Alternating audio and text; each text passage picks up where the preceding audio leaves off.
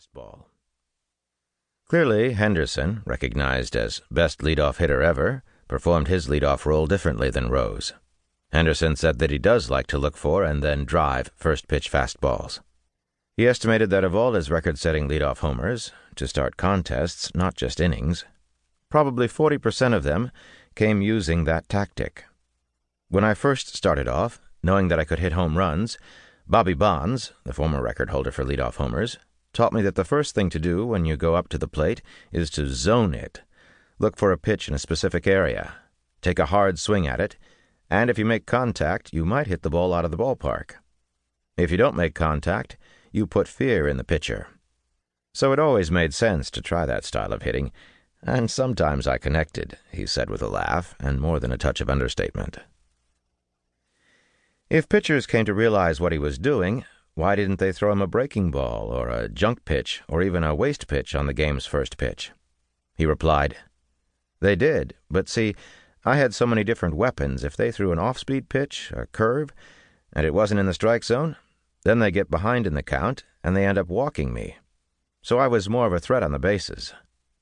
Pitchers found themselves in a no-win situation against Henderson.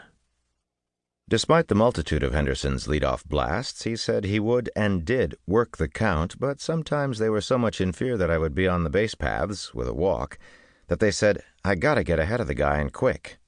This would cause them to try and get ahead 0-1 to Henderson, to be in a spot where they were on top and could, as Henderson put it, work his pitches, so I started adjusting to the game. Then, when they tried to get ahead of me, I tried to zone them up, and if they threw pitches in my zone, I used to take a whack at it. Even if Henderson hadn't accumulated tons of leadoff homers, he still would have been a force in that lineup slot. He drew more walks, scored more runs, and stole more bases than any player in baseball history.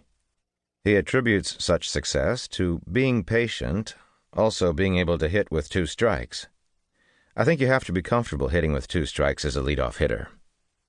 In 2002, as a Boston teammate of Henderson, Damon got to observe the all-time great up close. I think Ricky was just blessed. He was blessed with a great eye. And Ricky is very confident.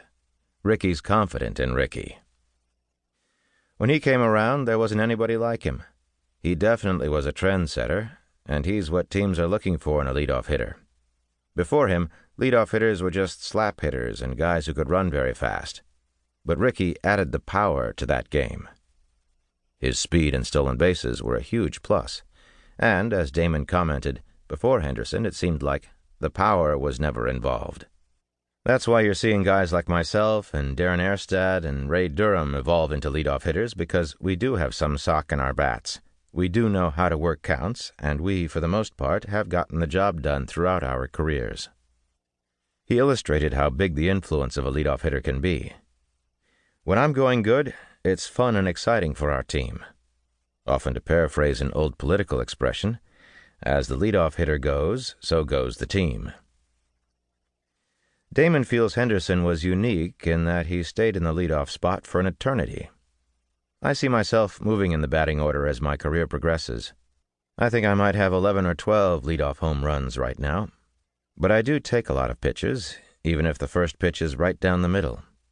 But that's my game, and I feel like I can help my team be a better team on that certain day. In Damon's case, through 2002, he could only recall 3 of his leadoff homers coming off the game's very first pitch. When a game's leadoff hitter comes to the plate later in the game, he still leads off innings a significant number of times, but not always. Sometimes, then, his role changes.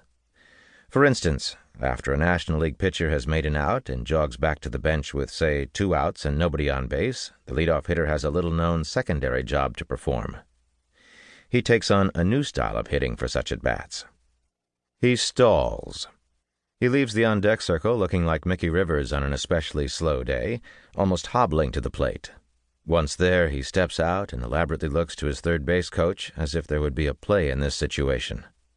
All he's doing, of course, is giving his pitcher, who is about to labor again on the hill, perhaps during a scorching day in Texas or St. Louis, a blow, as basketball players call such a short rest.